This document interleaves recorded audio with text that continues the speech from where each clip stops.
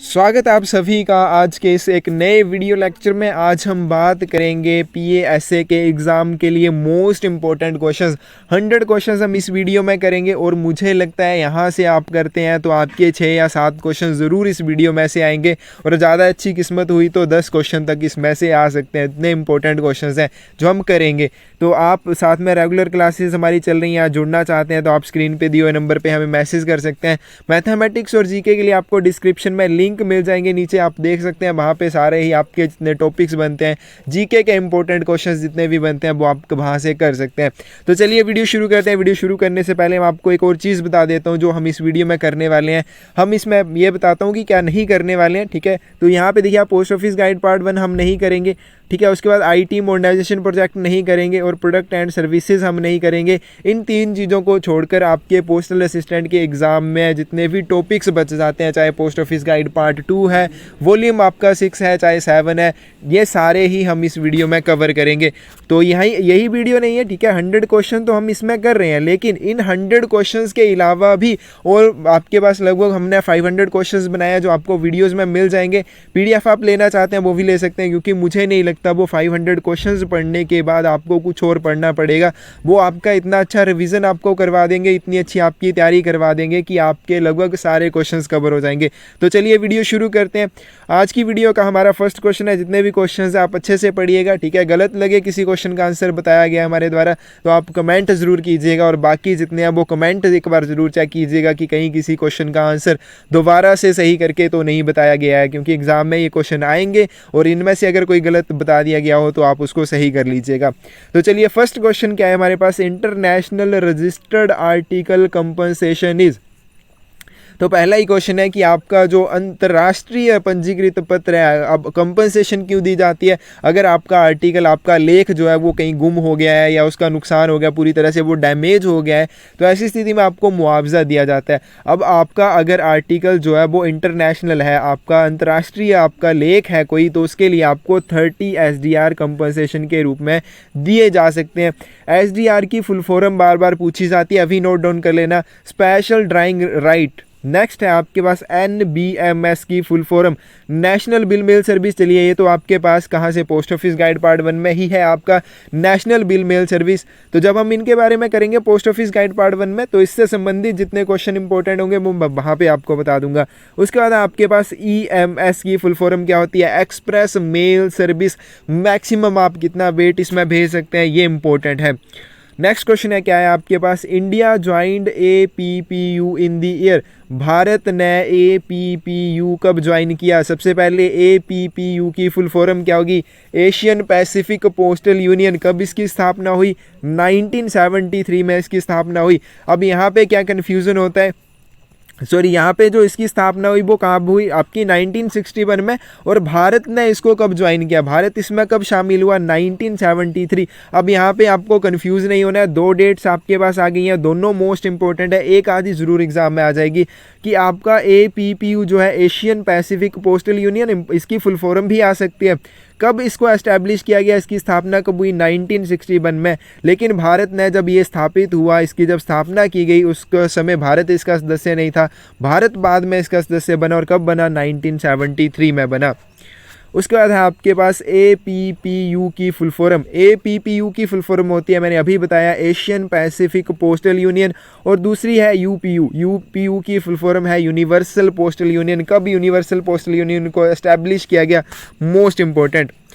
Maximum weight limit of foreign parcel is. अब मैं एक चीज़ बता देता हूँ, लेटर्स के लिए और आपके पार्सल्स के लिए फॉरेन में आपके पास सेम वही वेट लिमिट्स हैं जो आपके पास इनलैंड में। इनलैंड मतलब अंतर्राष्ट्रीय, अंतर्देशीय आपकी जो डाक होती है, और फॉरेन यानी कि विदेशी डाक जो होती है, जो भारत के भीतर वाली वो अंतर्देशीय हो जाएगी। तो आपके पार्सल और लेटर के लिए जो वेट लिमिट्स हैं दोनों में सेम है, ठीक है। ये ध्यान रखना है, दोनों के लिए आपको अलग अलग से याद नहीं करनी है।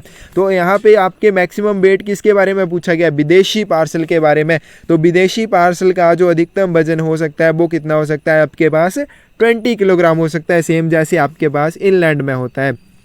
चलिए नेक्स्ट क्वेश्चन क्या है आपके पास, in foreign post manual the term AO means. तो ये देखिए जितने भी क्वेश्चंस आ रहे हैं, एक बार अगली जो वीडियोस आएंगी उनमें थोड़ा और डिटेल में होगा, जैसे आपके पास एओ में और कौन कौन से लेटर्स आएंगे, या फिर आपके पास जो एओ होता है दूसरा कौन सा होता है, एक आपके पास एलसी होता है, ठीक है, लेटर एट कार्टस, उसमें कौन कौन से आर्टिकल आएंगे वो भी पूछे जाते हैं बार बार। तो अगली वीडियोस में वो भी आपके पास हम ब्रीफ में उनको पढ़ेंगे।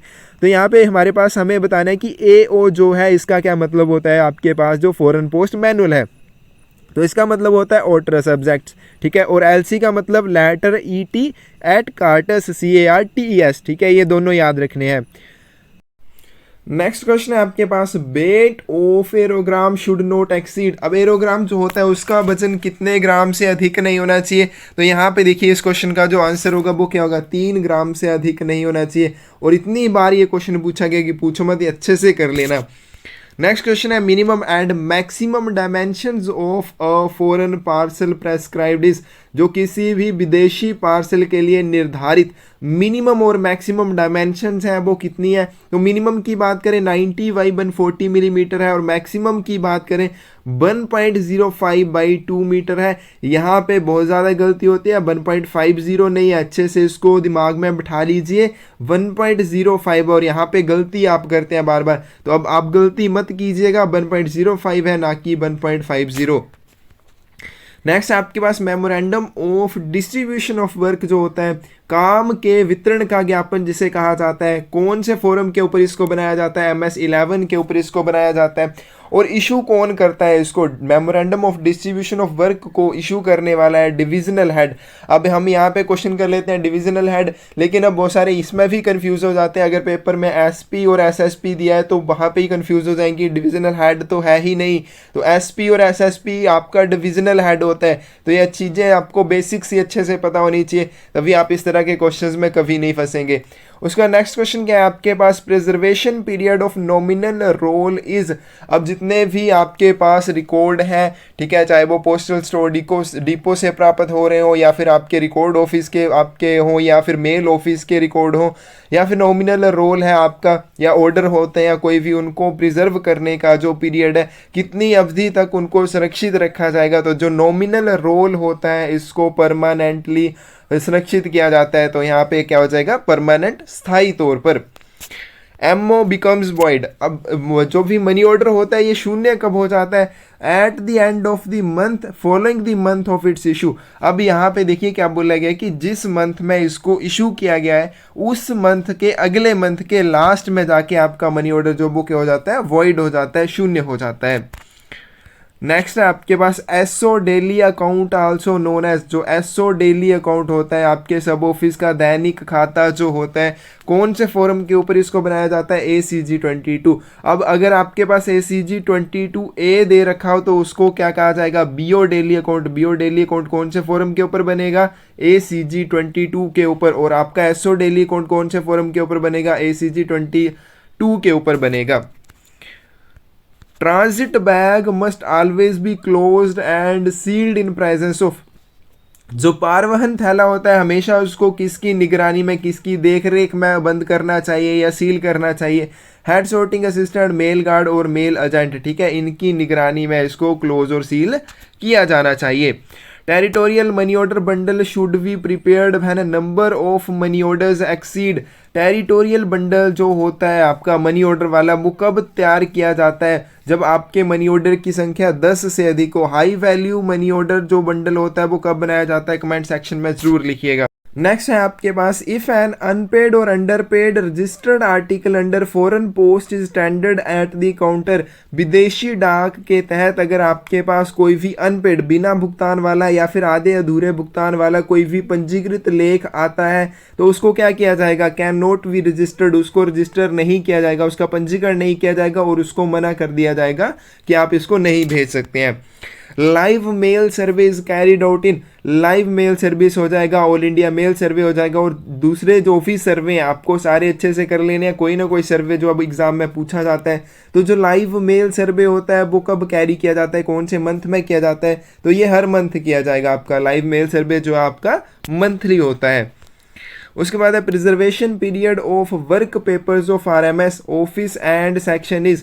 आरएमएस के रेलवे मेल सर्विस के जो कार्यपत्र होते हैं या फिर आपके जो अनुभाग होते हैं उनके जो कार्यपत्र होते हैं उनको प्रिजर्वेशन पीरियड उनका कितना है, उनको सुरक्षित रखने की अवधि क्या है, 18 महीने है, ठीक है, 18 months. Weight of LC and AO bag must not exceed, तो यहाँ पे मोस्ट इंपॉर्टेंट एलसी और एओ है, ठीक है, इनकी full form letter et cartes और रोटरस सब्जेक्ट्स, इनके बैग का अधिकतम भार कितना हो सकता है, 30 किलोग्राम हो सकता है। कौन कौन सी चीज़ें आप इनमें भेज सकते हैं आपको अच्छे से पता होनी चाहिए। Journal accounting of terminal dues and transit charges take place, जो आपकी अकाउंटिंग होती है टर्मिनल ड्यूज की और ट्रांजिट चार्जेस की, वो कब प्लेस की जाती है, यानी कि कब होती है, वो एनुअली वार्षिक तौर पर की जाती है। Charges collected by administration of destination for delivery of foreign parcel is called. अब देखिए यहाँ पे क्या होता है, मान लीजिए ये भारत के भीतर कोई आपका पार्सल जो है बुक किया गया जिसका वितरण जो है किसी दूसरी कंट्री में किया जाएगा, तो भारतीय प्रशासन जो है उस डेस्टिनेशन कंट्री के पोस्टल एडमिनिस्ट्रेशन को, डाक प्रशासन को क्या करता है, एक चार्जेस देता है। अगर पार्सल के लिए दिए जा रहे हैं तो उनको क्या कहा जाएगा, डिलीवरी चार्जेस कहा जाएगा, वितरण शुल्क कहा जाएगा। उसके बाद आपके पास parcel bill is prepared in form, तो ये आप कमेंट में बताइएगा, मुझे नहीं इसका आंसर पता है। तो नेक्स्ट आपके पास railway mail service was introduced in which year. Railway mail service RMS service जो है 1854 में शुरू हुई, तो यहाँ पे देखिए 1854 में इसको शुरू किया गया था। Speed post service was started in, speed post service जो है द्रुतगामी सेवा जिसे कहा जाता है, उसकी शुरुआत कब हुई, 1986 में हुई। Parcel directorate was established in, parcel directorate जो है इसको कब स्थापित किया, 2018 में किया गया। ये सारी इंपॉर्टेंट डेट्स हैं, बार बार एग्जाम में पूछी जाती हैं।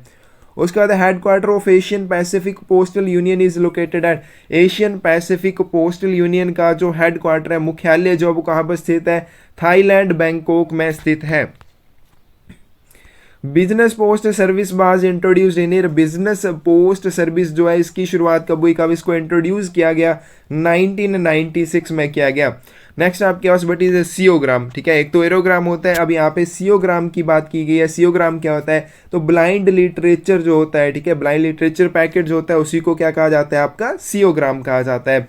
First ATM of department inaugurated at, ठीक है, इनोग्रेट कब किया गया था आपका डिपार्टमेंट ऑफ पोस्ट का पहला एटीएम जो था, तो यहाँ पे चेन्नई में, कब किया गया था, नहीं यहाँ पे कहाँ किया गया था, तो कहाँ पे किया गया था आपका चेन्नई में, और कब किया गया था वो आप कमेंट सेक्शन में लिखिएगा और वीडियो में फिर से ये आ जाएगा कि कब इसको इनोग्रेट किया गया था।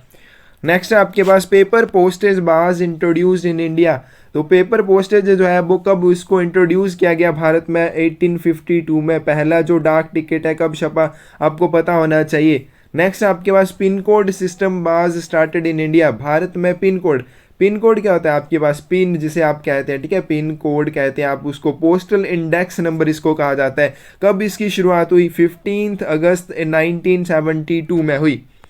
KYC की फुल फॉर्म हमें बतानी है, KYC की फुल फॉर्म होती है नो योर कस्टमर, ठीक है, नो योर क्लाइंट नहीं है, आपको एग्जाम में नो योर क्लाइंट हो सकता है, नो योर कस्टमर हो सकता है, ध्यान रखना है know your customer. UPU was founded in, UPU की शुरुआत कब हुई, तो यहाँ पे देखिए 9 अक्टूबर 1874 को इसको एस्टैब्लिश किया गया था। Department has how many postal training centres, डाक विभाग के कितने पोस्टल ट्रेनिंग सेंटर्स हैं, 6 हैं, 6 हैं। डाई पोस्ट बिलोंग्स टू, तो ये आंसर मुझे नहीं मिला है, आप कमेंट सेक्शन में बता सकते हैं अगर आपको आता है। Post office identity cards are issued by, जो पोस्ट ऑफिस पहचान पत्र होते हैं, डाकघर पहचान पत्र होते हैं, इनको कौन इशू करता है, हेड पोस्ट ऑफिस के द्वारा किया जाता है, प्रधान डाकघर के द्वारा किया जाता है। अब वो सारे यहाँ पे क्या गलती करते हैं, बोलते हैं कि एसओ में भी किया जा सकता है, एसओ में आप सिर्फ इसके लिए अप्लाई कर सकते हैं, एसओ भी इसके इशू के लिए इसे हेड ऑफिस में ही भेजेगा आपकी एप्लीकेशन को, ध्यान रखना है। उसके बाद articles addressed to deceased person are normally dealt as, अब देखिए आर्टिकल जो किसी भी मृतक व्यक्ति को संबोधित किया गया हो, अब उसका वितरण तो कैसे किया जाएगा, ठीक है, लेकिन उसको कैसे ट्रीट किया जाएगा, उसको अनक्लेम्ड आर्टिकल की तरह, लावारिस आर्टिकल की तरह ट्रीट किया जाएगा।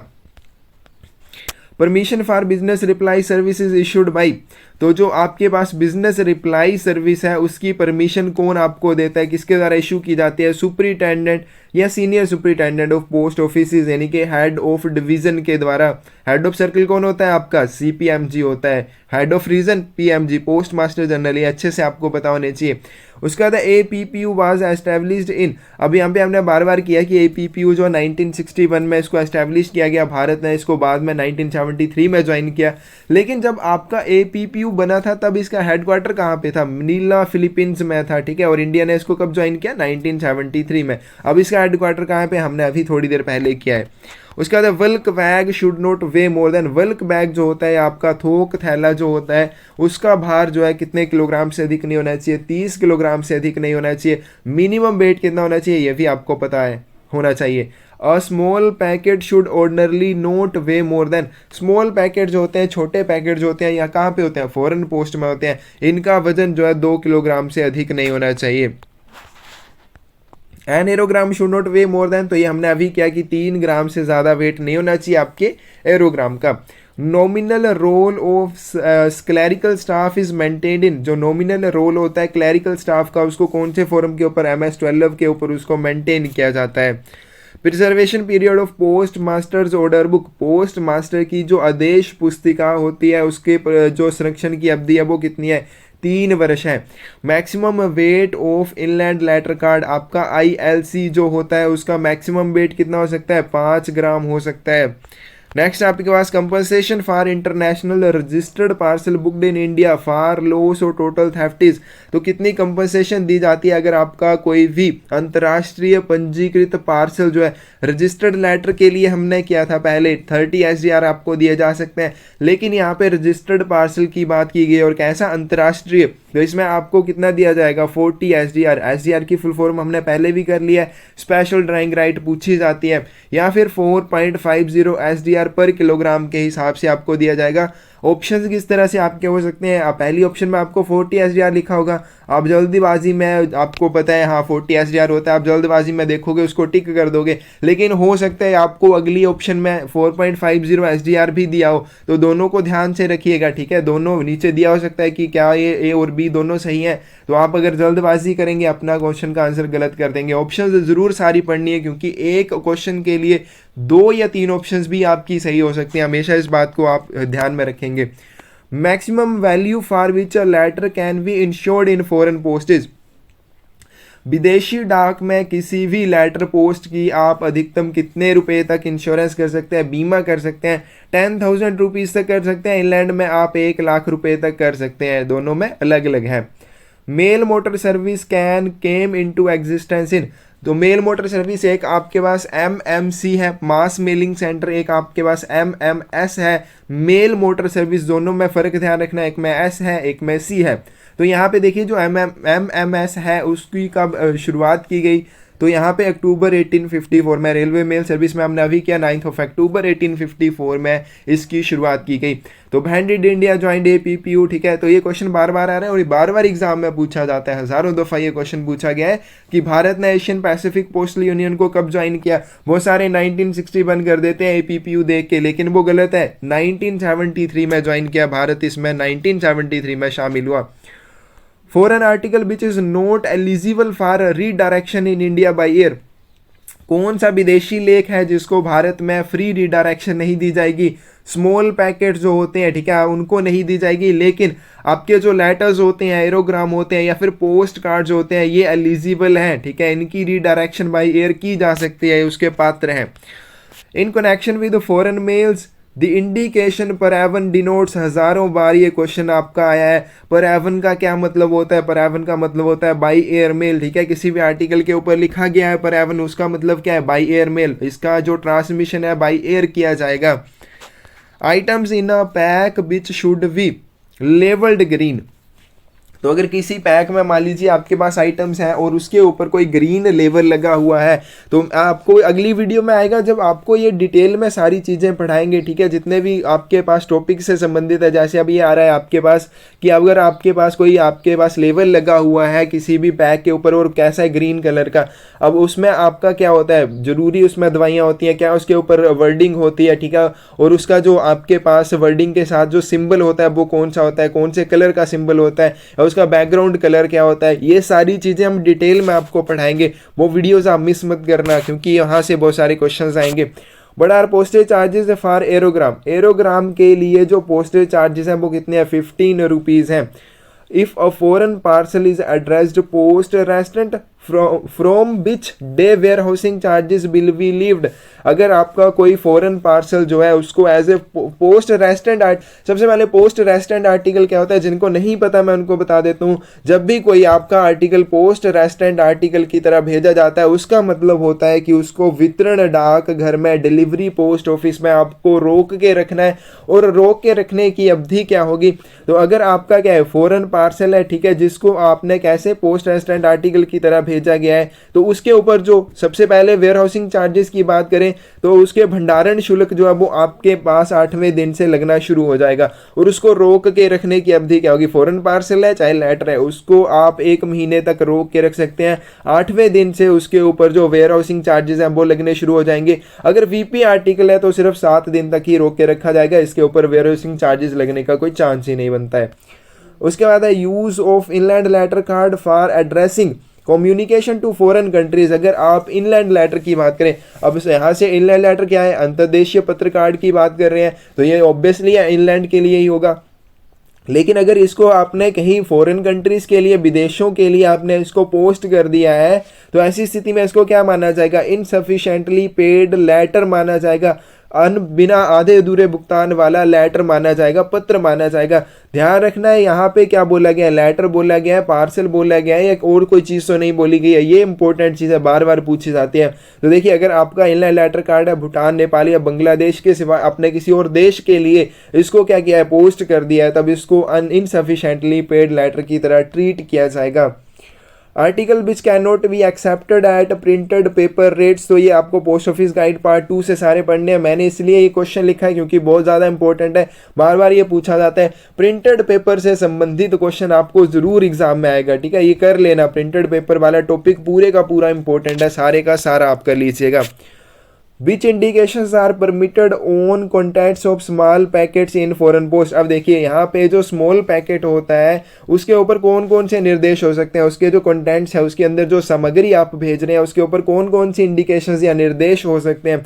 सबसे पहले एड्रेस हो सकता है आपके पास सेंडर और एड्रेसी का विद इंडिकेशन, ठीक है, निर्देशों के साथ आपका प्राप्तकर्ता या भेजने वाला जो प्रेषक है उसका एड्रेस हो सकता है। ट्रेड मार्क्स हो सकते हैं। उसके बाद short note referring to manufacturer, supplier, source of goods, ठीक है, उसके बाद शॉर्ट नोट हो सकता है जिसमें मैन्युफैक्चरर के बारे में हो सकता है, सप्लायर के बारे में हो सकता है, या फिर जो भी सामान है उसका जो सोर्स है, ठीक है, कहाँ से वो आया है या कैसे उसको तैयार किया गया, वो शॉर्ट नोट एक हो सकता है। उसका रजिस्ट्रेशन सीरियल नंबर हो सकता है, जो भी सामान आप भेज रहे हैं उसका। प्राइस हो सकता है, वेट पार्टिकुलर्स हो सकते हैं, वॉल्यूम, साइज, क्वांटिटी, या फिर नेसेसरी जो भी पार्टिकुलर्स हैं, ये सारी चीज़ें इसमें हो सकती हैं। Post office is not liable for the loss of registered article if sender not make an inquiry with in. Post office किसी भी पंजीकृत लेख के गुम होने के लिए जिम्मेदार नहीं होगा अगर प्रेषक उसके लिए पूछताछ कितने समय के भीतर नहीं करता है। अ पीरियड ऑफ 1 ईयर, 1 वर्ष के भीतर अगर वो इस चीज़ के बारे में इंक्वायरी नहीं करता है तो पोस्ट ऑफिस की बाद में इसके लिए कोई जिम्मेदारी नहीं बनेगी। आप चाहे लाख बोलें, फिर वो पोस्ट ऑफिस आपकी सुनाई नहीं करेगा।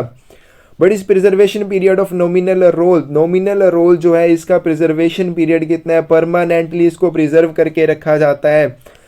Whenever a voucher is wanting a remark should be written by the sub account assistant on the daily account and a note of the irregularity also be made in। तो जब भी किसी voucher की demand होती है, कोई voucher चाहिए होता है, अब मान लीजिए कोई बीओ से आपका अकाउंट बैग पहुंचा है एसओ में, अब या एचओ में पहुंचा है, तो उस वहाँ पर अगर आपका कोई वाउचर रह गया है, ठीक है, उसकी डिमांड कर रहे हैं, वो चाहिए, तो यहाँ पे एक रिमार्क लिखा जाता है सब अकाउंट असिस्टेंट के द्वारा। वो किस में लिखा जाएगा, डेली अकाउंट में लिखा जाता है। और दूसरा यहाँ पे इस इरेगुलरिटी को, इस अनियमितता को किस में लिखा जाएगा, एरर बुक में लिखा जाता है। एक आपका डेली अकाउंट हो जाएगा, दूसरी क्या होगी, एरर बुक हो जाएगी। If the regular accommodation provided in the train is inadequate for carriage of mail who is authorized for such extra accommodation, अब देखिए यहाँ पे क्या होता है कि रेलवे मेल सर्विस में अब पूरी की पूरी ट्रेन तो आपकी डाक के लिए नहीं हो सकती है बुक, लेकिन जो भी अकोमोडेशन, जो भी जगह ट्रेन में प्रोवाइड करवाई जाती है आपकी डाक के कैरेज के लिए, डाक को ले जाने के लिए, अगर वो लग रहा है कि कम है, ठीक है, उसमें डाक आपकी नहीं आ रही है, एक्स्ट्रा आपको जगह चाहिए ट्रेन में, तो इस चीज़ के लिए कौन अधिकृत है? आपका मेल एजेंट और मेल गार्ड, जो भी ट्रांजिट सेक्शन का प्रभारी होगा, इंचार्ज होगा। If the holder loses his metal token, he must immediately report the fact to the। सबसे पहले आपका मेटल टोकन कौन कैरी करेगा, उसके बाद मेटल टोकन का रिकॉर्ड जो होता है वो कहाँ पर रखा जाता है, ये सारी चीज़ें आपको पता होनी चाहिए, कौन इनको सप्लाई करता है। तो देखिए जो मेटल टोकन होता है, अगर ये गुम हो जाता है होल्डर से, यानी कि जिसको भी मेटल टोकन दिया था वो गुम कर देता है इसको, तो इसकी रिपोर्ट जो वो रिकॉर्ड ऑफिसर को देनी चाहिए, क्योंकि रिकॉर्ड ऑफिसर ही है मेटल टोकन्स को सप्लाई करने वाला। उसके बाद आपके पास फॉर्म M42 और M43, ध्यान रखना है किसके साथ MS लगा है, कौन अकेला M है, ये इंपॉर्टेंट चीज़ है। तो यहाँ पे M42 की बात की गई है कि क्या होता है, mail abstract for transit section, जो आपके पारवहन अनुभाग होते हैं उनका जो डाक सार होता है, मेल एब्स्ट्रैक्ट होता है, कौन से फॉर्म के ऊपर बनता है, M42 फॉर्म के ऊपर इसको बनाया जाता है। और दूसरा हमारे पास क्या है, M43 फॉर्म है, mail abstract for mail offices, डाक कार्यालयों का जो डाक सार होता है M43 के ऊपर इसको बनाया जाता है। How to treat articles addressed in Indian languages intended for dispatch abroad. अब मान लीजिए कोई आर्टिकल है और उसके ऊपर जो पता है वो इंडियन लैंग्वेज में, भारतीय भाषा में लिखा गया। अब हो सके ऑब्वियसली है कि अगर कोई भारतीय भाषा में पता लिखा है वो फॉरेन कंट्रीज में किसी को समझ नहीं आएगा, तो ऐसी स्थिति में क्या करना चाहिए, उसके साथ transcription in English should be added. तो जो पता आपकी इंडियन लैंग्वेज में लिखा है उसको ट्रांसक्रिप्ट करना चाहिए, उसको इंग्लिश में कन्वर्ट करके साथ में लिख देना चाहिए। उसके बाद है हाउ मच टेस्ट चेक्स, तो इसका आंसर मुझे नहीं पता है, आप क्वेश्चन पढ़ लीजिए आराम से, उसके बाद आंसर आपको पता है आप कमेंट में बता दीजिएगा। उसके बाद how to deal with a customer appearing in post office for refund the value of unused items of postal stamps. Unused items कौन सी हैं, जैसे आपके डाक टिकट हैं या पोस्टल स्टेशनरी है, इस तरह की अनयूज्ड आइटम्स अगर कोई मान लीजिए लेके चला जाता है, अब यूज़ वो कर नहीं पाता है, उसका यूज़ नहीं होता है, अब ऐसी स्थिति में जो अनयूज्ड आइटम्स रह जाएंगी, बिना उपयोग वाली चीज़ें जो होंगी, क्या पोस्ट ऑफिस उनको वापस लेगा? नहीं, पोस्ट ऑफिस जो है नॉर्मली इस चीज़ के लिए रिफंड अलो नहीं करता है, ठीक है, वो रिफंड नहीं देंगे इस चीज़ के लिए कि आप अपनी पोस्टल स्टैम्प्स लेके आ रहे हैं और बोल रहे हैं कि आप पोस्टल स्टैम्प्स रख लीजिए और हमें क्या रिफंड दे दीजिए, हमें पैसे दे दीजिए, तो ऐसा नहीं होगा, ठीक है, नहीं दिए जाएंगे। उसके बाद suggestion and complaint book is available at, आपकी जो सुझाव और शिकायत पुस्तिका होती है कहाँ पर उपलब्ध होती है, जितने भी पोस्ट ऑफिस होते हैं सभी में उपलब्ध होगी, ठीक है। कौन से फॉर्म के ऊपर बनाई जाती है, इंपॉर्टेंट क्वेश्चन है, आप याद कर लेना। Mobile banking has been launched on, mobile banking जो है इसकी शुरुआत कब हुई गई, 15 अक्टूबर 2019 में शुरू की गई। अब यहाँ पे एक और IPP से संबंधित, ठीक है, आपकी इंपॉर्टेंट डेट्स के लिए एक अलग से मैं वीडियो बना दूंगा, लेकिन यहाँ पे IPPV का ध्यान रखना है, कब इसकी शुरुआत की गई, कुछ बोलते हैं 2017, कुछ बोलते हैं 2018, याद रखना 2018 में की गई, 2017 में इसका सिर्फ ट्रायल हुआ, ना कि इसको लॉन्च किया गया, ठीक है, 2017 में इसका सिर्फ क्या हुआ, ट्रायल हुआ, ना कि इसको लॉन्च किया गया, ठीक है। लॉन्च करने की जो डेट है वो 2018 है। CTMO स्टैंड्स फॉर, यहाँ पे इस क्वेश्चन में आपको बता देता हूँ, एक सर्कल में ये क्वेश्चन आया था, हिंदी में इसका मतलब कुछ और ही निकल रहा था, ठीक है, हिंदी में जो पढ़ के गए थे उनका गलत हुआ। हमेशा ध्यान रखो, फुल फॉर्म्स जितनी भी करते हैं प्रेफर करो इनको इंग्लिश में करने की कोशिश करो, वो आपको अच्छा रहेगा, क्योंकि पेपर में आपके पास जो हिंदी होती है वो गूगल ट्रांसलेट वाली होती है, बहुत ज़्यादा कन्फ्यूज़न होता है, आपके मोस्टली क्वेश्चन उसी वजह से गलत हो जाते हैं। तो CTMO जो है इसकी फुल फॉर्म क्या होती है, कंप्यूटराइज्ड ट्रांजिट मेल ऑफिस, अगर आपने इंग्लिश में याद किया आपको प्रॉब्लम नहीं होगी। उसके बाद है period of detention of foreign article also parcel addressed post restante for VP is. अब यहाँ पे देखिए कोई भी फॉरेन आर्टिकल है, आल्सो आपका कोई भी पार्सल है जिसको पोस्ट रेस्टेंट आर्टिकल की तरह भेजा गया, लेकिन ये कैसा है, वैल्यू पेबल है, ठीक है। तो मैंने अभी थोड़ी देर पहले बताया इसका प्रिजर्वेशन पीरियड कितना रहेगा, कितने समय तक पोस्ट ऑफिस में इसको रोक के रखा जाएगा, डिटेन करके रखा जाएगा 7 दिन तक। अगर VP नहीं होता तो इसको 1 महीने तक रोक के रखा जाता, और वेयर हाउसिंग चार्जेस आपसे 7 में से यानी कि 8वें दिन से लेने शुरू कर दिए जाते 7वें दिन के बाद। All India mail survey is carried out in the month of, all India mail survey, पहले हमने क्या किया, मंथली मेल सर्वे जो होता है, ठीक है, वो कब होता है, मंथली होता है। और दूसरा हमने क्या किया, जो आपका लाइव मेल सर्वे है वो मंथली होता है, और ऑल इंडिया मेल सर्वे जो होता है वो कब होता है, in the month of September. September month में ऑल इंडिया मेल सर्वे जो है ये कैरी किया जाता है, होता है, ठीक है। Limit of detain article in post office which are received for delivery inland and foreign article. तो मान लीजिए यहाँ पे एक चीज़ छूट गई है कि अगर कोई डैमेज्ड आर्टिकल है, डैमेज यानी कि खराब हो गया है कोई आर्टिकल, अब मान लीजिए वो इनलैंड आर्टिकल इंग्लैंड से प्राप्त होता है, यानी कि अंतर्देशीय वो पत्र है, भारत के किसी जगह से उसको भेजा गया वितरण के लिए, पोस्ट ऑफिस में प्राप्त होता है, लेकिन कंडीशन उसकी सही नहीं है, वो फट गया है या डैमेज हो गया, नुकसान हो गया। ऐसी स्थिति में क्या होता है कि वहाँ का जो पोस्ट मास्टर है, ध्यान रखना है पोस्ट मास्टर भेजेगा और कोई नहीं भेजेगा, पोस्टमैन नहीं भेजेगा या फिर कोई और नहीं भेजेगा। पोस्ट मास्टर जो होता है वो एक नोटिस भेजता है, एक रिक्वेस्ट भेजता है नोटिस के रूप में, अपने जो एड्रेस ही होगा उस आर्टिकल का, कि वो पोस्ट ऑफिस में आए, अपने आर्टिकल को देख सकता है, वितरण लेना चाहे ले सकता है, वापस करना चाहे तो वापस कर देंगे। उसके लिए एक समय दिया जाता है कि एड्रेस ही कितने समय के भीतर आएगा। ऑप्शन है यहाँ पे, देखिए ऑप्शन तो नहीं है लेकिन यहाँ पे आंसर है कि अगर आपका इनलैंड है वो आर्टिकल जो है तो उसके लिए 7 दिन का समय उसको दिया जाएगा, और अगर फॉरेन आर्टिकल है, विदेश से वो प्राप्त हुआ है, तब 15 दिन के लिए उसको रखा जाएगा पोस्ट ऑफिस में, फिर उसको रीडायरेक्ट या फिर रिटर्न कर दिया जाएगा। इंटरनेशनल पार्सल कंपनसेशन इज, तो इंटरनेशनल पार्सल कंपनसेशन हमने अभी किया 40 एसडीआर या फिर 4.50 एसडीआर पर किलोग्राम के हिसाब से आपको दिया जाता है। Asian ocean Pacific postal union is having its headquarter at Manila in Philippines में है, ठीक है, आपका पास फिलीपींस मनीला में इसका हेडक्वार्टर है, Asian ocean Pacific postal union का।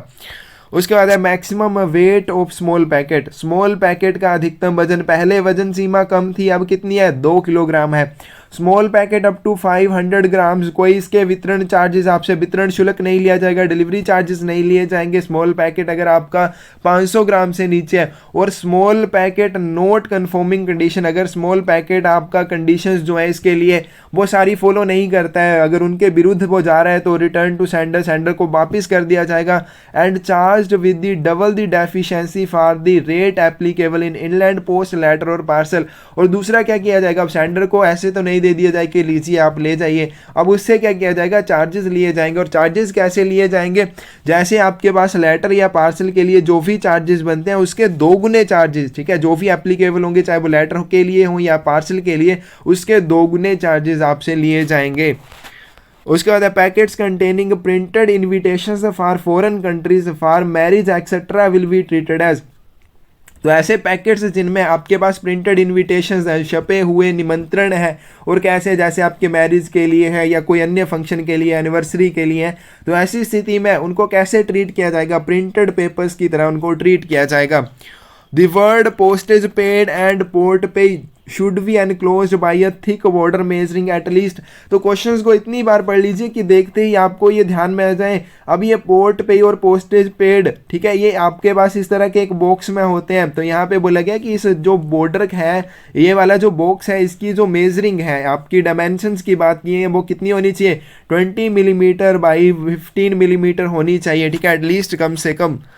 But are silent features of bulk bag system, bulk bag system के फीचर्स की बात करें, प्रिंटेड पेपर्स, कौन सा सामान भेज सकते हैं, प्रिंटेड पेपर्स, ठीक है, for same address at same address, same address ही एट सेम एड्रेस, ठीक है, एक ही प्राप्तकर्ता के लिए एक ही एड्रेस के ऊपर इनको भेजा जाता है। May be inserted in one और मोर स्पेशल बैग्स, इनको एक या एक से अधिक विशेष थैलों में डाल के भेजा जा सकता है। Each bag weight not less than 5 kilogram, प्रत्येक बल्क बैग का जो भार है मिनिमम कम से कम कितना होना चाहिए, 5 किलोग्राम होना चाहिए, ठीक है, ज़्यादा से ज़्यादा कितना हो सकता है, नोट मोर देन 30 किलोग्राम, 30 ग्राम हो सकता, 30 किलोग्राम हो सकता है, इससे ज़्यादा नहीं होना चाहिए, और 5 किलोग्राम से लेस नहीं होना चाहिए, कम नहीं होना चाहिए। उसके बाद है bag shall be legibly addressed with rectangular लेवल not smaller than 90 by 140 millimetre. अब जो बैग होता है इसको क्या किया जाता है, इसको बांधा जाता है, ठीक है, इसकी गर्दन के ऊपर, गर्दन क्या चीज़ हो जाएगी, जहाँ पे आप इसको धागा या रस्सी जो भी लगा के बांधेंगे वहाँ इसको क्या हो जाएगा, वो इसकी नेक बन जाती है। अब वहाँ पे क्या किया जाता है, एक लेवल बांधा जाता है, और उसका जो आपका साइज़ है वो 90 बाई 140 मिलीमीटर से कम नहीं होना चाहिए। उसमें क्या होगा, नेम होगा, आपके जो भी एड्रेस और एड्रेसी होगा और सेंडर होगा, ठीक है, सॉरी सेंडर जो होगा उसका नाम और एड्रेस होगा और साथ में वेट होगा, ठीक है। जो भी आपके कंटेंट्स है उसके समेत आपके बल्क बैग का जो भी वेट बनता है, भार बनता है, वो इसमें रहेगा। बल्क बैग में बी सेंट आइदर रजिस्टर्ड और अनरजिस्टर्ड। अब जो बल्क बैग है उसको आप रजिस्टर्ड की तरह भी भेज सकते हैं और अनरजिस्टर्ड की तरह भी भेज सकते हैं। नेक्स्ट है आपके पास export and import of gold currency notes and note are permitted only under the licence from. तो अब देखिए यहाँ पे हमारे पास क्या बोला है, एक्सपोर्ट और इंपोर्ट क्या होता है, आयात या फिर निर्यात। इंपोर्ट होता है आपका आयात करना, ठीक है। एक्सपोर्ट होता है फॉरेन कंट्री के लिए भेजना, निर्यात करना। अब आप चाहते हैं गोल्ड का निर्यात करना, सोने का आप व्यापार करना चाहते हैं, उसको आयात करना चाहते हैं या निर्यात करना चाहते हैं, या फिर करेंसी नोट्स हैं या फिर दूसरे जो नोट्स हैं वो सिर्फ आपको ऐसे कर सकते हैं। उसके लिए आपको एक लाइसेंस चाहिए, परमिशन के लिए एक आपके पास लाइसेंस होना चाहिए, जो लाइसेंस आपका रिजर्व बैंक आरबीआई के द्वारा इशू किया जाता है।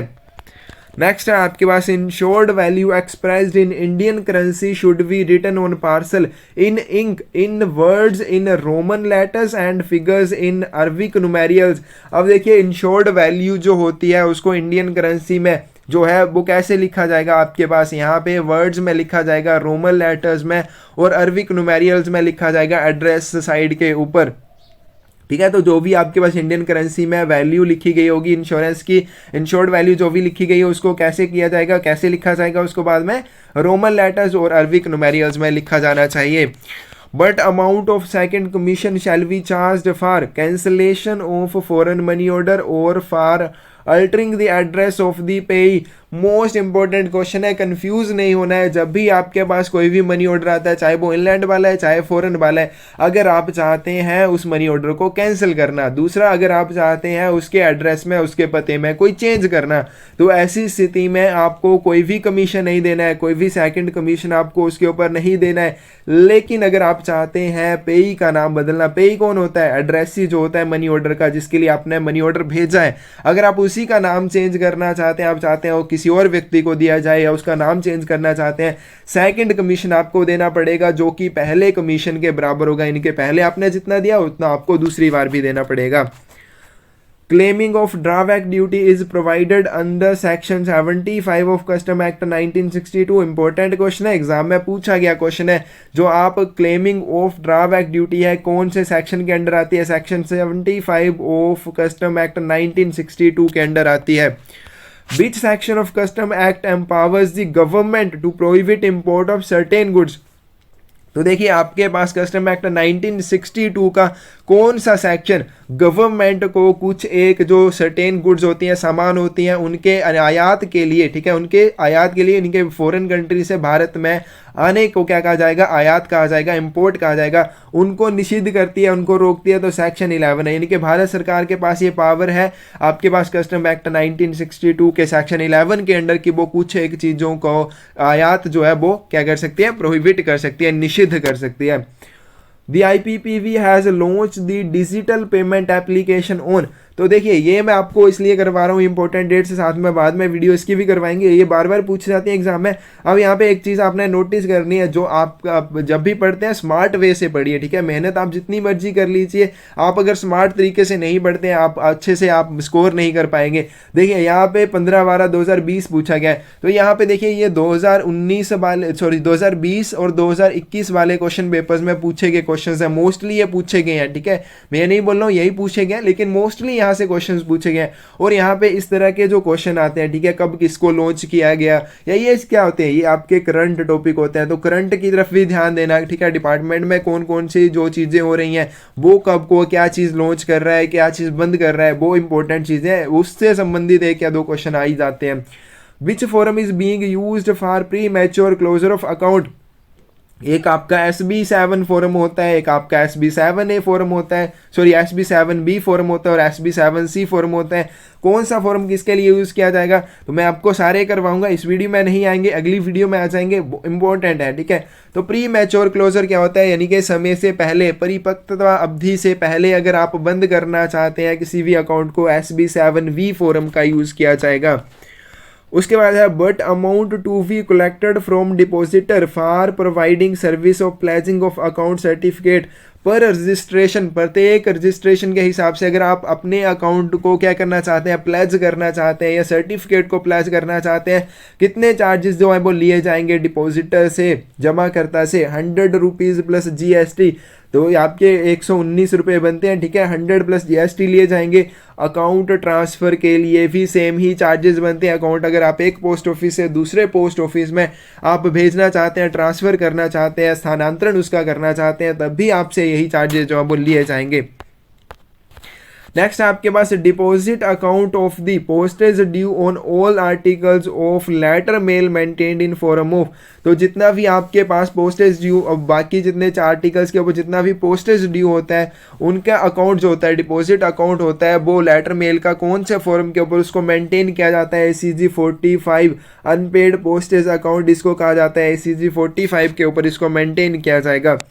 नेक्स्ट आपके पास disposal of surplus funds at sub office may be disposed by following base, तो ये आप समझ गए होंगे कौन से टॉपिक का क्वेश्चन है। इतना बड़ा ये टॉपिक है जहाँ से ये क्वेश्चन है कि आपको खुद नहीं समझ आएगा कि क्या आपको पढ़ना है और क्या आपको छोड़ना है, तो इससे बेहतर है कि आप मुझे कमेंट सेक्शन में कमेंट कीजिएगा। वीडियो मैंने डाल दी, आपको नहीं मिली, मैं कमेंट में आपको बता दूंगा, ठीक है। आप कमेंट कीजिएगा, ये वीडियो मैं प्रोवाइड करवा दूंगा। अब यहाँ पे इतना बड़ा है कि अगर आप ये पढ़ोगे पोस्ट ऑफिस गाइड पार्ट 2 और 1 आपने जितना पढ़ा है उतना बड़ा ये टॉपिक है, और वहाँ से क्वेश्चन आएंगे सिर्फ 2 या 3। तो इतने बड़े टॉपिक के लिए जितने इंपॉर्टेंट क्वेश्चन हैं वो छांटे आराम से आप पढ़ सकते हैं और वही क्वेश्चन आपको देखने को मिल जाएंगे एग्जाम में। तो यहाँ पे बोलेंगे कि सरप्लस फंड्स, अब सरप्लस फंड क्या होते हैं, मान लीजिए किसी पोस्ट ऑफिस की लिमिट जो है वो कितनी है, 40,000 रुपये है, उस पोस्ट ऑफिस के पास 1 लाख रुपया हो गया है जमा, तो अब जो सरप्लस फंड होते हैं, एक्सेट्रा फंड जो है 60,000 क्या हो गए, सरप्लस फंड हो गए, जो एक्स्ट्रा है आपकी लिमिट से ज़्यादा है, वो कैसे डिस्पोज करेगा, उसका निपटान कैसे करेगा। तो पहले क्या है, बाई रिमिटांस टू दी ट्रेजररी, सबसे पहले वो ट्रेजररी को भेज सकता है, ठीक है, ट्रेजररी में रिमिटांस दे सकता है, या फिर बैंक में दे सकता है इन केस ऑफ सब ऑफिस सिचुएटेड एट ट्रेजररी। अगर आपका सब ऑफिस जो है ट्रेजररी स्टेशन के ऊपर स्थित है तो वो बैंक में डायरेक्ट डिपॉजिट कर सकता है। By remittance to another SO, इसके बाद वो दूसरे एसओ को दे सकता है, यानी कि एक एसओ जो है दूसरे एसओ को दे सकता है, जिसके पास इनसफिशिएंट फंड है वो उसको भेज सकता है। Parcel relating to the postal service are accepted from the postal charges if exchanged between, अब पार्सल अगर जो है वो पोस्टल सर्विस के ऊपर है, डाक सेवा के ऊपर, एक तो नॉर्मल आपके पार्सल हो सकते हैं, फॉरेन पार्सल होते हैं, ठीक है, उनके अगर पोस्टल सर्विस नहीं लगाया जाएगा, पोस्टल सर्विस वाले पार्सल अलग हो जाएंगे, जो डाक सेवा के ऊपर भेजा जा रहा है उनके ऊपर जो चार्जेस लगते हैं उनमें छूट है आपको, लेकिन कब छूट है, जब उनको किसके बीच में आदान प्रदान किया जा रहा हो, पोस्टल एडमिनिस्ट्रेशंस के बीच में, इन दोनों के बीच में। अगर आपके पास दो पोस्टल एडमिनिस्ट्रेशंस हैं, डाक प्रशासन है, उनके बीच में वो एक्सचेंज हो रहा है, तब आपको कोई चार्जेस नहीं देने हैं, आपको नहीं, पोस्टल एडमिनिस्ट्रेशन वालों को। उसके बाद postal administration and international bureau के बीच में हो रहा है, तब भी कोई उसके ऊपर चार्जेस नहीं लगेंगे। Post office of member countries के बीच में, ठीक है, उनके बीच में एक्सचेंज हो रहा है, एक पोस्ट ऑफिस दूसरे पोस्ट ऑफिस को भेज रहा है, उसमें कोई चार्जेस आपको नहीं देने हैं। Post office and postal administration के बीच में हो रहा है, तब भी आपको कोई चार्जेस नहीं देने पड़ेंगे, चार्जेस में आपको छूट है। उसके बाद है हमारे पास इस क्वेश्चन में थोड़ा सा कंफ्यूजन है, आपको अगर लगे गलत बताया कमेंट देख लेना, आप कमेंट कर भी देना अगर आपको आता है। अनरजिस्टर्ड कोरस्पोंडेंस इन बंडल और bag labelled and voice non-distributable undeliverable items received from abroad must be examined, and those do not have the name and address of sender should be sent to Calcutta RLO if received from, तो इनको कब Calcutta RLO को भेजा जाएगा, अगर ये आपके पास Laos से प्राप्त हो, ठीक है, ये देश आपका ध्यान रखना है, वहाँ से प्राप्त होने की स्थिति में इनको, अगर आपके पास नेम नहीं है सेंडर का या उसका पता नहीं है, तो इनको क्या किया जाएगा, RLO को भेज दिया जाएगा। उसका नेक्स्ट है आपके पास, बता the documents to be forwarded to the account officer postal directorate for arranging reimbursement of the amount of compensation paid from the foreign administration concerned. तो अब आपको मान लीजिए आपने आर्टिकल भेजा था, गुम हो गया, ऐसी स्थिति में आपको कंपनसेशन मिलनी है, कौन कौन से डॉक्यूमेंट्स जो है वो फॉरवर्ड करने पड़ेंगे। सबसे पहले है copy of a from post foreign administration accepting liability for loss of or damage to the article in their service। सबसे पहले डाक प्रशासन की तरफ से, विदेशी डाक प्रशासन की तरफ से एक लेटर होगा, उसकी कॉपी देनी होगी जिसके ऊपर उसने ये एक्सेप्ट किया होगा कि हाँ उनकी सर्विस के अंतर्गत ही वो आर्टिकल जो है वो गुम हुआ है या नुकसान हुआ है। या फिर an extract of the endorsement made in the reclamation itself by postal administration या copy of sanctioned memo issued by head of circle concerned। या फिर उसके बाद आपके पास particulars of payment of the amount of compensation to the sender और addressee। तो ये सारे डॉक्यूमेंट्स उसके साथ होने चाहिए। उसके बाद most important, very very important अगर बात करें, विच रिकॉर्ड में note be destroyed without the special permission of the head of circle. CPMG की विशेष अनुमति के बिना कौन कौन से रिकॉर्ड जो है जिनको नष्ट नहीं किया जा सकता है। सबसे पहले order book of the post office, record office. सबसे पहले रिकॉर्ड कार्यालय की आपकी जो ऑर्डर बुक होती है, आदेश पुस्तिका होती है। Nominal roll of token holders, अब उसके बाद है नॉमिनल रोल, जो टोकन होल्डर्स होते हैं उनका जो नॉमिनल रोल है वो भी नहीं किया जाएगा। वर्क पेपर्स, ठीक है, वर्क पेपर्स या फिर कोरस्पोंडेंस, पत्राचार या फिर दस्तावेज regarding which inquiry is in progress, ठीक है, मान लीजिए कोई इंक्वायरी उनके संबंध में चल रही है, ठीक है, तो ऐसे पेपर्स या फिर कोरस्पोंडेंस या दस्तावेज जो है, या फिर साथ में connected with cases which have not been fully decided और क्लोज्ड, या फिर ऐसे केसेस से जो आपके पूरी तरह से डिसाइड, जिनका निर्णय नहीं हुआ है या बंद नहीं हुए हैं, उनसे संबंधित जो दस्तावेज होंगे उनको आप हेड ऑफ सर्कल की स्पेशल परमिशन के बिना नष्ट नहीं कर सकते हैं। The insurance seal must always remain in the possession of, जो इंश्योरेंस सील होती है, बीमित सील होती है, वो हमेशा किसकी कस्टडी में रहती है, तो हमेशा वो हेड सॉर्टिंग असिस्टेंट, प्रधान छंटाई सहायक की कस्टडी में रहती है। Which among the following locations RBI is managing ECS facility? ECS facility क्या होती है? Electronic clearance service. अब यहाँ पे क्या होता है, आपके पास एक सिंगल सोर्स से बहुत सारे कस्टमर्स के अकाउंट में पैसे ट्रांसफर किए जाते हैं, यानी कि एक जगह से चलेंगे बहुत सारी जगह में फैल के वो पहुँचेंगे। अब यह होती है इलेक्ट्रॉनिक क्लियरेंस सर्विस। जैसे पोस्ट ऑफिस होता है अपने कस्टमर्स के अकाउंट में इंटरेस्ट डालता है, ठीक है, हर एक 31 मार्च को डाला जाता है। तो वहाँ पे क्या होता है, यानी कि सिंगल यूजर सोर्स कौन हो जाएगा, आपका पोस्ट ऑफिस हो जाएगा, जहाँ से आपका जो है आपके पैसे जा रहे हैं और बहुत सारे कस्टमर्स के अकाउंट में जाएंगे, उसको कहेंगे ECS facility.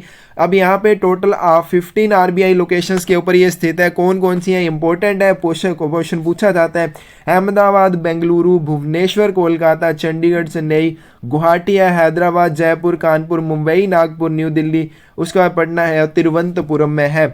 ECS service is available in DOP at 15 RBI locations जो हमने ये की हैं एंड 21 SBI लोकेशन, इसके साथ आपकी 21 SBI लोकेशंस के ऊपर भी ये स्थित है।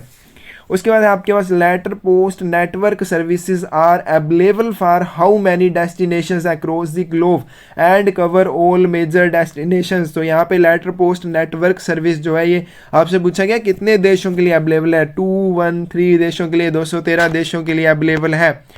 उसके बाद है इंसेंटिव स्ट्रक्चर फॉर पर सक्सेसफुल रजिस्ट्रेशन ऑफ PMJJY, प्रधानमंत्री जीवन ज्योति बीमा की प्रत्येक सक्सेसफुल रजिस्ट्रेशन के लिए जो इंसेंटिव स्ट्रक्चर है कैसा है, तो ये आप PDF से इसको पढ़ लीजिएगा, मोस्ट इंपॉर्टेंट है, यहाँ से क्वेश्चन पूछ लिया जाता है। और इसी तरह के क्वेश्चन आपकी मेरिट भी बनाते हैं क्योंकि इंपॉर्टेंट भी है, ठीक है। हो सकता है आपके सर्कल में आए, किसी और के सर्कल में आए, लेकिन वो आप समझिए कि और सर्कल जो है वो आपका ही है, तो आपको ये कर लेना है, ठीक है। आप इसको PDF से पढ़ लीजिएगा, वीडियो में आप इसको पॉज करके देख लेना। Name of post town of business reply card is printed in, तो देखिए जो बिजनेस रिप्लाई कार्ड का पोस्ट टाउन होता है उसको कैसे उसको लिखा जाता है, इंग्लिश में लिखा जाता है।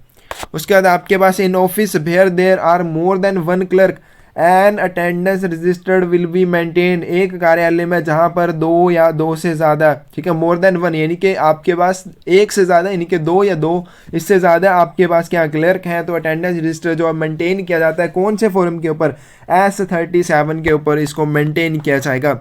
Annual fee for permit to use business reply card, business reply card का यूज़ करने के लिए जो एनुअल परमिट है वो कितना है आपके पास, 100 रुपीज़ है, ठीक है, 100 रुपीज़ चार्जेस हैं इसके। अब यहाँ पे देखिए आपके पास डिपेंड करता है आपने कब इसको ख़रीदा है, कब आपने बिजनेस रिप्लाई जो कार्ड है इसका परमिट लिया है, उसी हिसाब से आपके चार्जेस जो है वो लिए जाएंगे।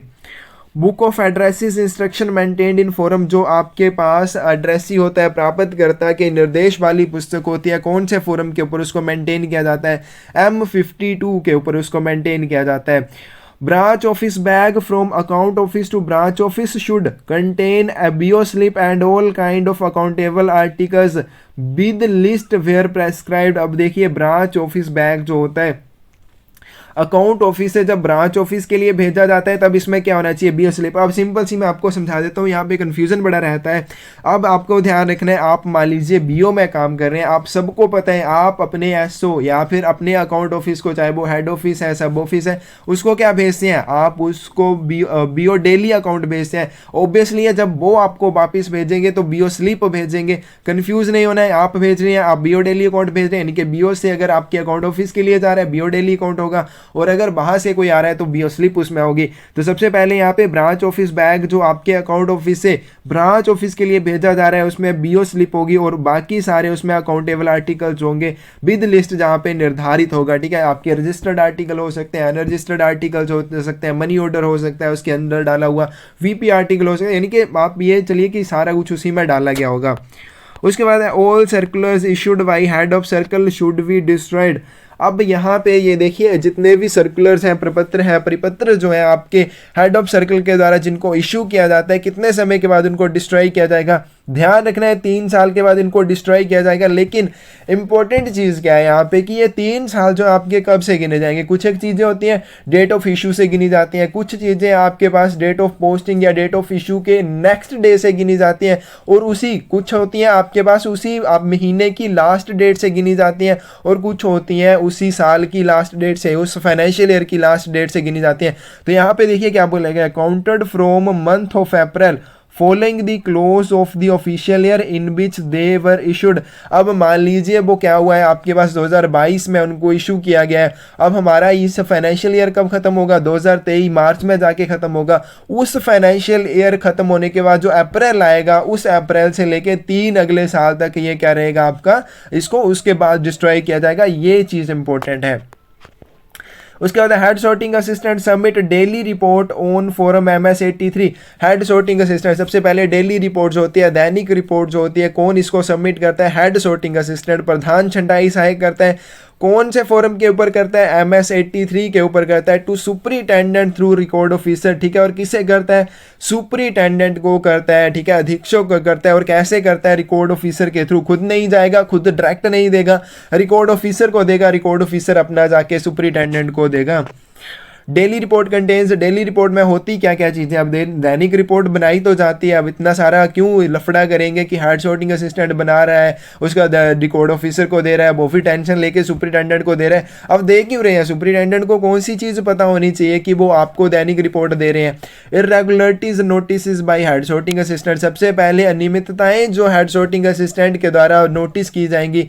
उसके बाद irregularities reported to head sorting assistant by other sorting assistants of the set. उसके बाद सेट के बाकी जो छंटाई सहायक होते हैं उनके द्वारा जो भी रेगुलरिटीज प्रधान छंटाई सहायक को रिपोर्ट की जाती हैं वो इसमें रहेंगी। तो ये सारी चीज़ें आपकी डेली रिपोर्ट में होनी चाहिए। ऐसे एक a sorting assistant who actually missent article, जिसको आदत है वो गलत आर्टिकल भेजता है। ठीक है, नॉलेज अच्छा नहीं है, या फिर मान लीजिए आदत होती है कईयों को कि हाँ इसी तरह से करना है, मुझे करना है इसी तरह से, आप उनको समझाते जाइए, वो नहीं मानेंगे, वो अपनी मर्जी से उसी तरह से काम करेंगे जैसे उनको आदत सी हो गई है कि अब वो करेगा वैसे ही। अब ऐसी किसी को आदत पड़ गई है असोर्टिंग असिस्टेंट को, जो बार बार आपके मिस सेंट आर्टिकल्स को, यानी कि गलत एक जगह से दूसरी जगह भेज रहे हैं, भेजना किसी पोस्ट ऑफिस को था दूसरे पोस्ट ऑफिस को भेज दिया है, या फिर एक रूट से निर्धारित रूट जो है उसके बजाय किसी और रूट से वो भेज रहे हैं। Specially those that are clearly and legibly addressed. और यहाँ पे बात की गई है कि और आर्टिकल कैसे आपके मिस सेंट आर्टिकल तो भेज रहा है, लेकिन वो आर्टिकल बिल्कुल उसके ऊपर एड्रेस जो है क्लियर और साफ सुथरा लिखा हुआ है, तब तो उसको गलत भेजने का कोई मतलब नहीं बनता है, लेकिन फिर भी वो भेजता है। Will be considered unfit for his post, तो उस सॉर्टिंग असिस्टेंट को उसकी पोस्ट के लिए, उसके पद के लिए उसको अनफिट माना जाएगा कि वो उसके लिए लायक ही नहीं है, और उसको क्या किया जाएगा, उसको रिमूव कर दिया जाएगा, या फिर reduction to a lower grade, या फिर उसको निचली पोस्ट के ऊपर ला दिया जाएगा। ठीक है, नीचे वाली पोस्ट के ऊपर उसको धकेल दिया जाएगा कि आप अब नीचे वाली पोस्ट के ऊपर जाओ, या फिर उसको रिमूव कर दिया जाएगा। तो ये हो सकता है, अगर आपको ऐसा है तो आप ऐसा मत करना कभी भी जाके जब आप ऐसे बन जाएंगे। उसके बाद receipt of new mail, of discontinuance of mail from abroad must be reported to. अब मान लीजिए किसी में डिसकंटिन्यूएशन है, यानी कि वो कंटिन्यूसली कोई भी आपकी मेल जो है वो प्राप्त नहीं हो रही है अब्रॉड से, विदेश से, ऐसी स्थिति में किसको रिपोर्ट करनी चाहिए? डायरेक्टोरेट को। लेकिन कब करनी चाहिए? If it occurs without prior notice, अगर ये बिना पूर्व नोटिस के हो रहा है ऐसा, यानी कि पहले अगर नोटिस दे दिया है, पहले इस चीज़ के बारे में बता दिया गया है, तब तो कोई बात नहीं। लेकिन बिना नोटिस के ऐसा हो रहा है, ठीक है, आपकी लगातार डाक नहीं आ रही है, और इफ नोटिस ऑफ डिसकंटिन्यूएंस और introduction is received directly from abroad, या फिर ये डायरेक्टली प्राप्त हो रही है, तो ऐसी स्थिति में क्या करना चाहिए? डायरेक्टोरेट को, निदेशालय को रिपोर्ट करनी चाहिए। उसके बाद आपके पास trial note as per foreign postal manual. तो देखिए, एक आपने ट्रायल कार्ड पढ़ा है, कहाँ पे पढ़ा है आपने? वॉल्यूम 5 में पढ़ा है। अब यहाँ पे एक ट्रायल नोट है, दोनों में बड़ा फर्क है, एक आपके फॉरेन पोस्ट में काम आता है, एक आपके इंग्लैंड। काम दोनों का लगभग सेम है, लेकिन आपका एक फॉरेन के लिए है, दूसरा इंग्लैंड के लिए है। तो जो फॉरेन पोस्टल मैनुअल है, इसमें ट्रायल नोट जो है किस चीज़ के लिए? Standardized forum C27 in international postal service. सबसे पहले एक फोरम होता है स्टैंडर्डाइज्ड C27 जो इंटरनेशनल पोस्टल सर्विस में यूज़ किया जाता है।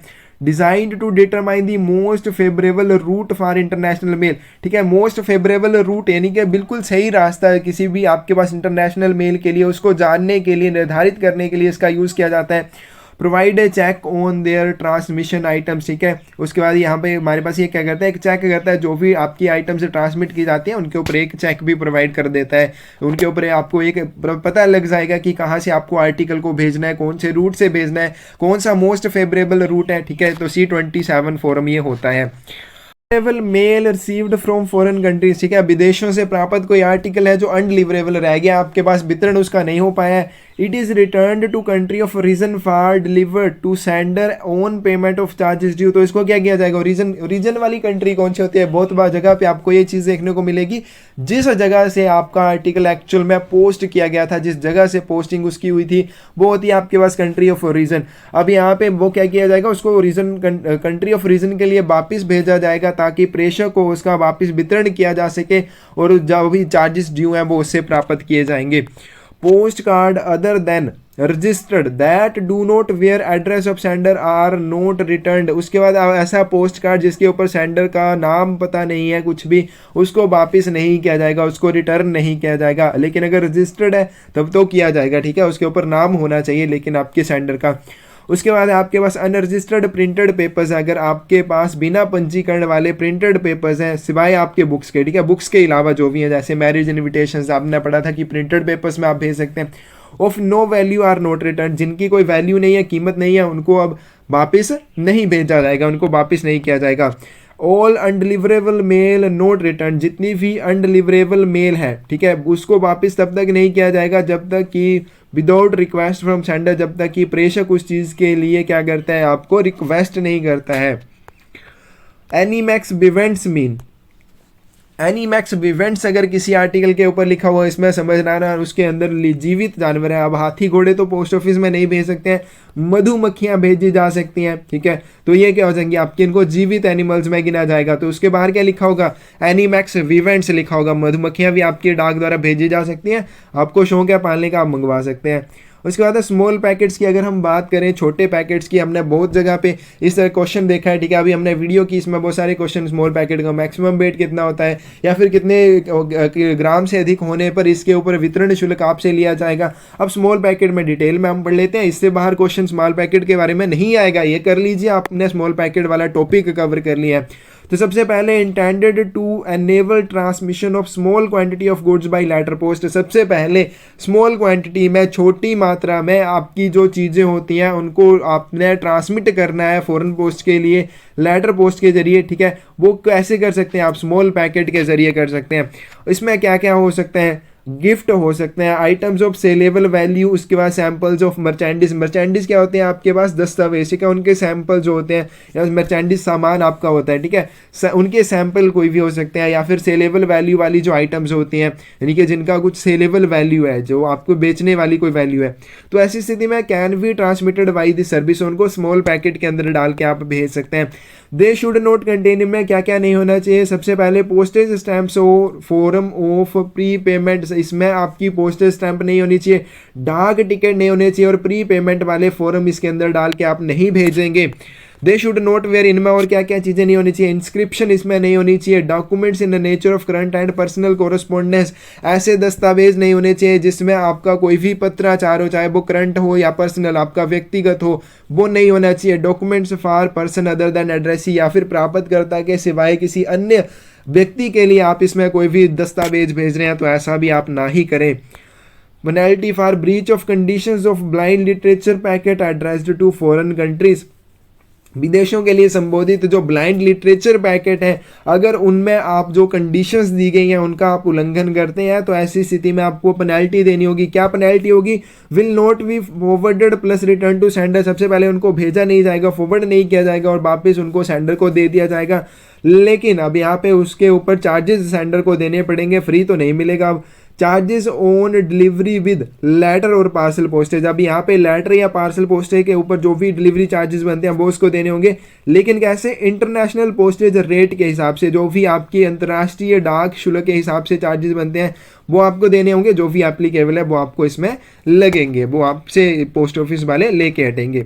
उसके बाद इंश्योर्ड पार्सल्स की बात करें फॉरेन कंट्रीज़ के लिए, तो यहाँ पे देखिए सबसे पहले लिमिट ऑफ इंश्योरेंस की बात की गई है। ये पूछा जाता है कि आपकी जो इंश्योरेंस की लिमिट है क्या वो सभी देशों के लिए एक समान है या सभी देशों के लिए अलग है? डिफरेंट फॉर ईच कंट्री, कुछ एक चीज़ें हैं जो आपकी सारी कंट्रीज़ के लिए क्या है सेम है, कुछ एक चीज़ें हैं जो वो अलग अलग हैं। सबसे पहले यहाँ पे इंश्योरेंस की बात कर रहे हैं तो ये प्रत्येक कंट्री के लिए आपके पास क्या है, अलग अलग है। More than one route to a country, अब मान लीजिए यहाँ पे ऐसा है कि एक देश के लिए दो रास्ते हैं, क्योंकि एक जगह के लिए दो रास्ते भी हो सकते हैं, तो मान लीजिए किसी देश के लिए दो रास्ते हैं, दो रूट हैं, आपको आर्टिकल भेजने के लिए दिख रहे हैं, तो article insured according to route, article की जो इंश्योरेंस है वो रूट के हिसाब से, मार्ग के हिसाब से की जाएगी, कौन से मार्ग से उसको भेजा जा रहा है। नेक्स्ट आपके पास coins, bank notes, currency notes, उसके बाद है आपके पास platinum, bullions, precious stones, jewellery, gold या फिर सिल्वर आर्टिकल्स, ये सारी चीज़ें आपके पास सिक्के हैं, बैंक नोट्स हैं, करेंसी नोट्स है, प्लेटिनम है, बुलियन है, कीमती पत्थर, प्रीशियस स्टोन्स हैं, ज्वेलरी है, आभूषण है गोल्ड और सिल्वर के, तो उनको कैसे except for transmission bye foreign post, इनको एक्सेप्ट कर लिया जाएगा, इनका ट्रांसमिशन किया जा सकता है, विदेशों को आप इनको भेज सकते हैं, लेकिन कैसे? इंश्योरेंस के बाद आपको पहले इनकी इंश्योरेंस करवानी है, क्योंकि अब मान लीजिए आपने भेज दी हैं, क्योंकि ये कीमती चीज़ें हैं, रास्ते में गुम हो गई तो आप फिर क्या करोगे? ठीक है, आप रोओगे और तो कुछ कर ही नहीं सकते, तो इसलिए इसकी इंश्योरेंस करवाओ ताकि आप भेजो, गुम हो जाए कोई बात नहीं, आपको इंश्योरेंस तो मिल जाए। उसके बाद इंपोर्ट और export of gold, currency note और कॉइन, अब देखिए यहाँ पे ये इनको भेजा जा सकता है। ठीक है, हमने क्या किया, आपके पास गोल्ड को उसका करेंसी नोट्स हैं या फिर कॉइन्स हैं, इनको आप क्या कर सकते हैं, इनको ट्रांसमिशन के लिए एक्सेप्ट किया जाएगा, लेकिन आप इनका आयात निर्यात करना चाहते हैं तो उसके लिए आपको एक लाइसेंस की ज़रूरत पड़ेगी। लाइसेंस कौन देगा? RBI, Reserve Bank of India के द्वारा दिया जाएगा। Branch office can also insure article up to 600 rupees. आप देखिए, आप फॉरेन आर्टिकल भेज रहे हैं, इंश्योर्ड आप करवाना चाहते हैं HOSO में तो चलिए ठीक है, लिमिट है, लेकिन ब्रांच ऑफिस से करवाना चाहते हैं तो 600 रुपीज़ तक आप इसको इंश्योर करवा सकते हैं। Insured article parcel, foreign parcel redirection from one country to another country, fresh insurance fee payable. अब मान लीजिए कोई आपका इंश्योर्ड आर्टिकल है, उसको आपने क्या किया, एक कंट्री से भेज दिया, अब दूसरी कंट्री में से उसको रीडायरेक्ट करना पड़ रहा है, दूसरी किसी कंट्री के लिए भेजा जा रहा है, तो उसको दोबारा से फ्रेश इंश्योरेंस उसके ऊपर आपको देनी पड़ेगी, दोबारा से इंश्योरेंस चार्जेस जो आपसे लिए जाएंगे।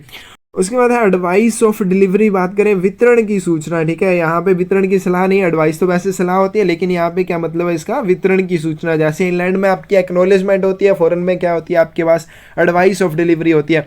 ऑब्टेन्ड फॉर इंश्योर्ड पार्सल, आप इसको बीमित पार्सल के लिए प्राप्त कर सकते हैं किसी भी कंट्री से, लेकिन not obtained for Canada, Canada के लिए आप इसको प्राप्त नहीं कर सकते हैं, यहाँ पे अवेलेबल नहीं है। Advice of delivery not free for foreign insured parcel. अभी यहाँ पे देखिए, इसको बोलने की क्या ज़रूरत पड़ गई। अब आपने पोस्ट ऑफिस गाइड पार्ट 1 में पढ़ा कि एक्नॉलेजमेंट जो होती है इंश्योर्ड पार्सल जो होते हैं उनके लिए क्या होती है, फ्री, कोई चार्जेस आपको नहीं देने हैं। लेकिन यहाँ पे एडवाइस ऑफ डिलीवरी जो होती है फॉरेन कंट्री में, वितरण की सूचना जो होती है उसके लिए आपको चार्जेस देने होंगे, ये फ्री नहीं होगी। इंग्लैंड में आगे क्या होती है, फ्री होती है। Penalty for breach of conditions of letter sent to certain countries, तो ये आपको क्लोज नंबर 27 जो पोस्ट ऑफिस गाइड पार्ट 2 का वहाँ से पढ़ना इंपॉर्टेंट है, इसलिए मैंने लिखा है। अब लेटर के संबंधित मैं कुछ एक इंपॉर्टेंट चीज़ें आपको बताऊंगा। सबसे पहले क्या है, letter note document having current और personal correspondence for person other than sender, family member, bona fide guest. सबसे पहले प्रमाणित कोई भी गेस्ट है, रिश्तेदार है, फैमिली मेंबर है या फिर आपका जो सेंडर है, ठीक है, उसके अलावा किसी और व्यक्ति के लिए, तो यहाँ पे एड्रेस ही होगा, ठीक है। लेटर जो है या फिर नोट है, दस्तावेज है जिसमें कोई भी करंट या पर्सनल कम्युनिकेशन, और किसके लिए, पर्सन अदर देन, यहाँ पे एड्रेस ही होगा, ठीक है। एड्रेस ही के लिए, उसके सिवाय किसी और के लिए, या फैमिली मेंबर नहीं है या बोनाफाइड, इन सब के अलावा किसी और के लिए, तो उस लेटर को क्या किया जाएगा, सेंडर को वापस भेज दिया जाएगा। Each such document treated as unpaid letter, और ऐसे प्रत्येक डॉक्यूमेंट को अनपेड, बिना भुगतान वाले पत्र की तरह ट्रीट किया जाएगा। Charge double the postage at inland rate, और उसके बाद इसके ऊपर जो चार्जेस लिए जाएंगे अंतर्राष्ट्रीय रेट्स के दोगुने चार्जेस के हिसाब से इसके ऊपर चार्जेस आपको देने पड़ेंगे। नेक्स्ट क्या है आपके पास, inland article, inward article infringing this condition. अब देखिए फॉरेन कंट्री से अगर कोई आर्टिकल भारत में वितरण के लिए प्राप्त हो रहा है तो वो क्या होगा, इनवर्ड आर्टिकल होगा। अगर वो इन कंडीशंस का उल्लंघन करता है, इनफ्रिंग करता है, double postage at international rates will be charge, तब भी आपके पास इंटरनेशनल रेट के हिसाब से दोगुने चार्जेस आपसे उसके ऊपर लिए जाएंगे। Maximum length width plus depth note exceed 900 millimetre. उसके बाद आपके पास जो इसकी है लेटर की मैक्सिमम जो लेंथ विड्थ और डेप्थ की बात करें 900 मिलीमीटर से ज़्यादा नहीं होनी चाहिए, और ग्रेटेस्ट डायमेंशन की बात करें तो 600 मिलीमीटर से ज़्यादा आपकी नहीं होनी चाहिए। रोल फॉर्म की बात करें, लेंथ प्लस ट्वाइस दी डायमीटर नोट एक्सीड, इसकी लंबाई और डायमीटर का दोगुना, इसके व्यास का दोगुना 1040 मिलीमीटर से ज़्यादा नहीं होना चाहिए। Greatest dimension note exceed 900 millimetre, और जो सबसे बड़ी डायमेंशन है, ठीक है, वो आपकी 900 मिलीमीटर से ज़्यादा नहीं होनी चाहिए।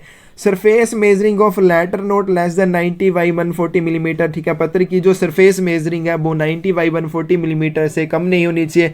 रोल फॉर्म में आपके पास इसकी 1 सेंटीमीटर 170 मिलीमीटर से कम नहीं होनी चाहिए, length plus twice the diameter, और ग्रेटेस्ट डायमेंशन जो है 100 मिलीमीटर से ज़्यादा नहीं होनी चाहिए। Recommended that thickness of letter less than 5 millimetre, recommend किया जाता है कि आपके जो लेटर की थिकनेस है, मोटाई जो है वो 5 मिलीमीटर से कम होनी चाहिए। मैक्सिमम वेट ऑफ लेटर की बात करें 2 किलोग्राम, जैसे इंलैंड के लिए मैंने आपको बताया था पार्सल, और आपके लेटर के लिए जो इंलैंड मैक्सिमम वेट है वही आपके पास इंटरनेशनल में भी है। ब्रीच ऑफ मैक्सिमम वेट, अब यहाँ पे जो मैक्सिमम वेट वाली कंडीशन है 2 किलोग्राम की, अगर ये आपकी तोड़ी जाती है ये वाली कंडीशन तो ये अलो है, ठीक है, आप कर सकते हैं, लेकिन जो चार्जेस हैं वो उसी हिसाब से लिए जाएंगे, वेट के हिसाब से, भार के हिसाब से, कोई दोगुने चार्जेस नहीं है, कोई एक्स्ट्रा चार्जेस नहीं है, लेटर ही माना जाएगा, और जो भी आपका वेट बनता है उसके हिसाब से चार्जेस जो है वो लिए जाएंगे।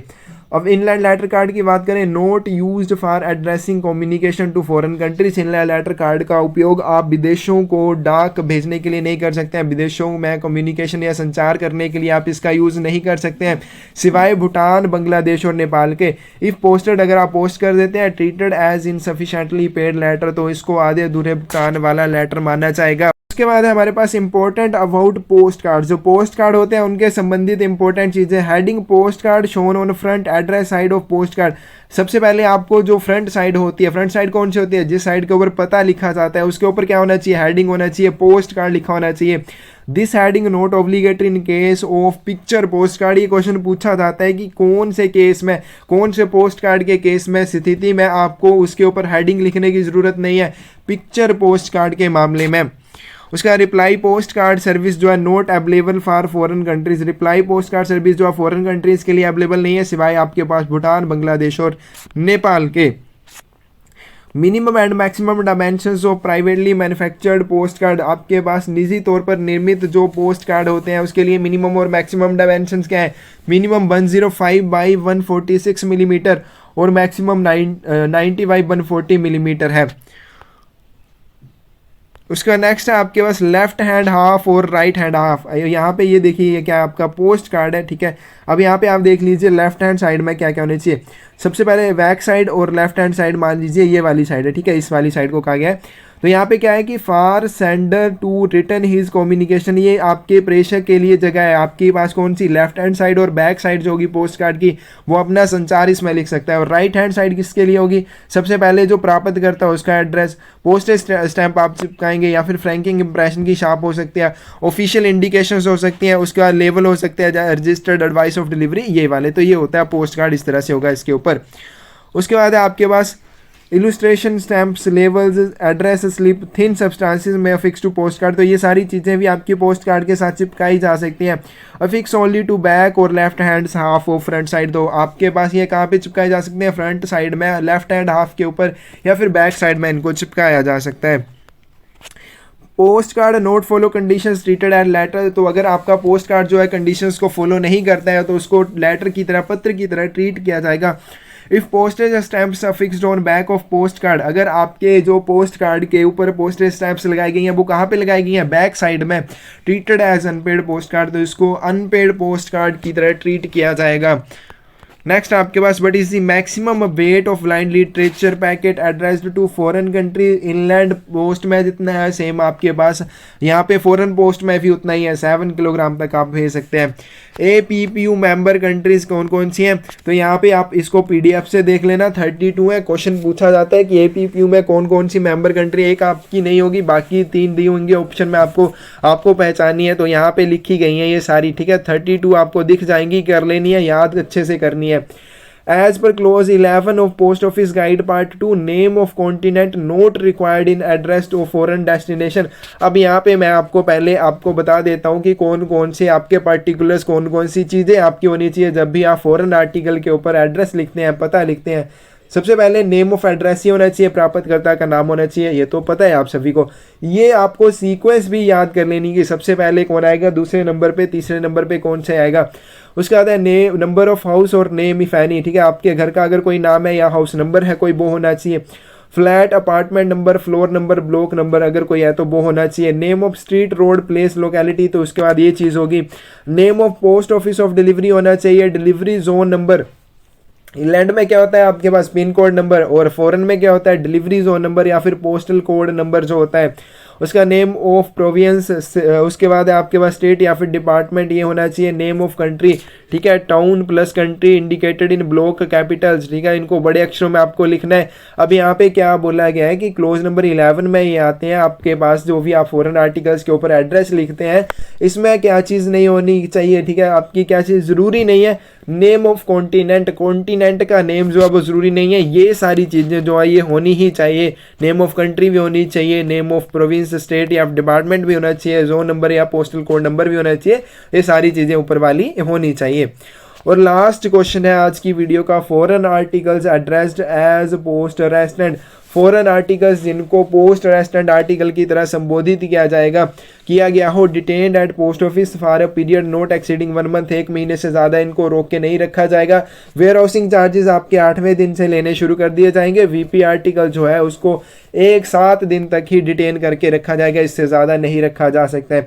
ये क्वेश्चन है, किसी क्वेश्चन का आंसर आपको गलत लगे आप कमेंट सेक्शन में जरूर बता दीजिएगा। जिन क्वेश्चन के आंसर नहीं बताए आपको आते हैं आप बता दीजिए कमेंट, हम भी आपको कर देंगे, बाद में आपको इनके आंसर हम भी बता देंगे। और बाकी साथ में रेगुलर क्लासेस में आप जुड़ना चाहते हैं जुड़ सकते हैं। PDF फाइल्स आपकी वहाँ पे इनकी जो PDF फाइल्स हैं वो आपको मिल जाएगी। साथ में PDF आपको दूसरे हर एक सिलेबस में जितने भी टॉपिक्स बनते हैं उनके लिए PDF files, video lectures, daily exam, mock test, previous year question papers की PDF फाइल्स, हर एक चीज़, मैथमेटिक्स, GK, आपका रीजनिंग वाला हर एक टॉपिक जो है वो कवर किया जाएगा। आप जुड़ना चाहते हैं आप जुड़ सकते हैं। इसी तरह से हैंड रिटन नोट्स जैसे आपको बिल्कुल सिंपल करके समझाया जाएगा, आपको अच्छे से समझाया जाएगा, आप आराम से एग्जाम जो है वो क्लियर कर पाओगे। ठीक है फ्रेंड्स, आप जुड़ सकते हैं हमारे साथ। Thank you.